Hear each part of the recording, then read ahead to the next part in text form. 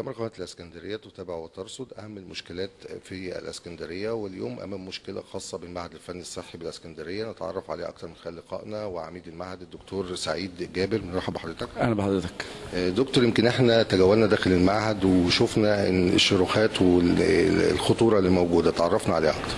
هو المعهد الفني الصحي يعتبر مبنى جديد، يعني مبني سنة 83، بالرغم من كده ان في عقود انشائيه كثيره جدا. ومن سنه 2006 اتعمل له لجنه استشاريه من القاهره وقالت ان المبنى محتاج للترميم. ومن سنه 2006 بداوا ان هم قرار طلع ترميم المبنى واخلاء الدور الثالث والرابع والخامس لحين الانتهاء من الترميم. واخد بال حضرتك؟ فمن ساعتها لغايه دلوقتي مش عارفين نرممه، بسبب ان المعهد الفني الصحي داخل بطريق الخطا في مجلد الحفاظ على التراث في اسكندريه، لانه كان جزء من مستشفى الحميات وبعدين اتبنت. فاحنا الحمد لله من ساعه قرار 2009 خاليين تقريبا تلتين المبنى. فطبعا القوه الاساسيه اللي احنا بنطلبها بناخدها من الناس المتقدمين عدد قليل جدا، وبنضطر ان احنا نرفض الطلبه اللي جايين لنا. يعني انتوا بتشتغلوا بنص الناس في القوه، حوالي تلت القوه. وفي نفس الوقت ان احنا اسكندريه والمحافظات اللي جنبنا كلها اللي هي بيخدمها المعهد الفني الصحي في حاجه شديده جدا للكوادر اللي هي بتتخرج منهم. احنا عندنا 12 شعبه، 6 شعب تمريضيه و6 شعب فنيه، الاشعه والمعامل والتسجيل الطبي والخدمات والصيانه والحاجات دي. كل الحاجات دي فيها عجز شديد جدا بالذات التمريض. فاحنا طبعا ما بنقدرش ناخد او نغطي المناطق اللي هي محافظات اسكندريه ومطروح والبحيره اللي هم التابعين لنا بالكوادر اللي هم طالبينها، لان احنا مش قادرين ناخد، لان مفيش مكان. انتوا بقالكم 5 سنين معاكم قرار ترميم ومش عارفين تنفذوه. مش عارفين ننفذوه عشان خاطر الاثار. فاحنا الحمد لله جبنا المجلس الاعلى للاثار، والمجلس الاعلى للاثار اقر ان المبنى جديد ولا يوجد به اي اثار اسلاميه او فرعونيه. بص، لا انه مبني حاجه و80 في الثمانينات. يعني هو الشكل المعماري بتاعه لا يمثل اي اثار اسلاميه او فرعونيه.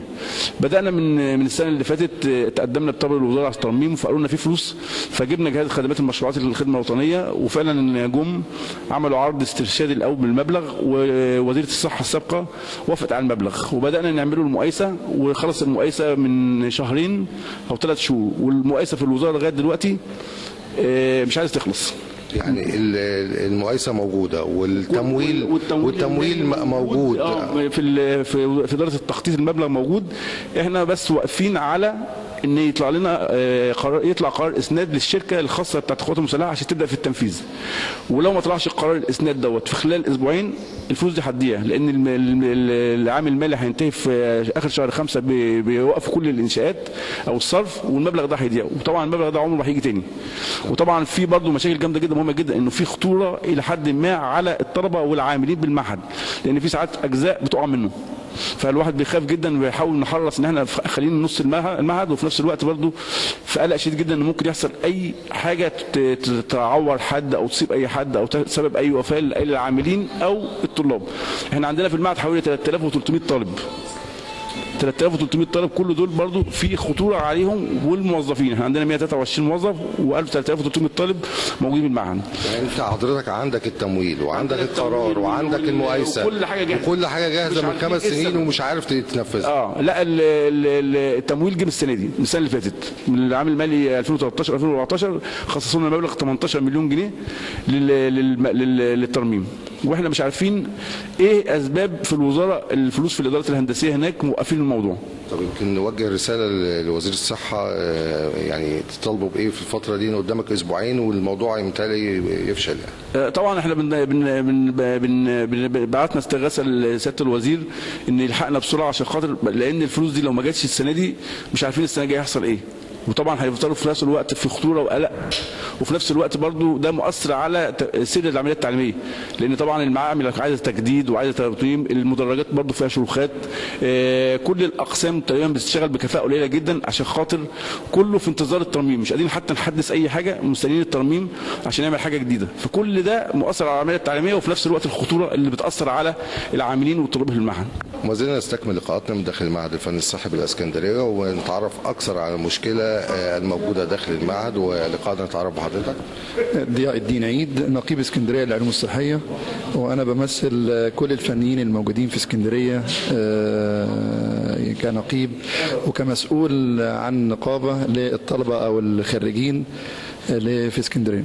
المشكله الغريبه اللي احنا بصددها النهارده وهو وجود التمويل ووجود القرار ووجود شركه التنفيذ. العطله فين بالظبط والرساله توجهها لمين؟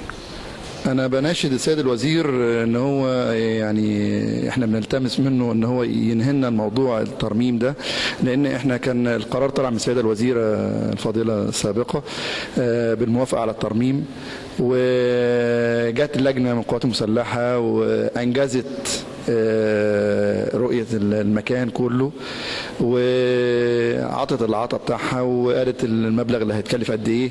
كل الكلام ده انتهينا منه، والمفترض ان الفلوس متوفره في الوزاره، والاسناد بقى هو امر الاسناد ده هو دي المشكله. يعني انا مش عارف لغايه دلوقتي ايه عدم الاسناد، يعني ايه المشكله.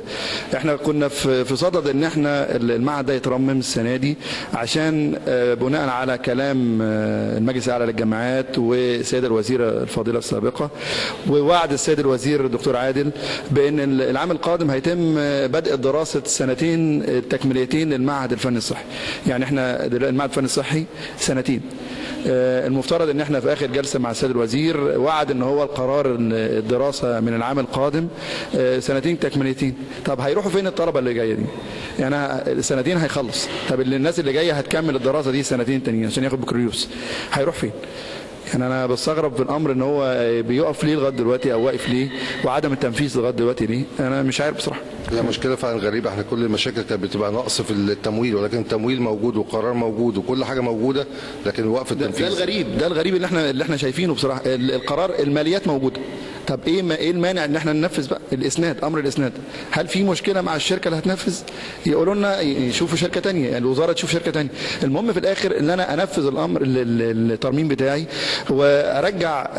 على فكره المعهد الفني الصحي بدا انشاؤه في اسكندريه من سنه 62. اول معهد فني صحي في اسكندريه كان في شارع فؤاد، اتاخد معهد شارع فؤاد واتنقل للمعهد الجديد ده زي ما قال الدكتور سعيد مدير المعهد في سنة 85 أو 86 في الحدود دي تم نقل المعهد هنا.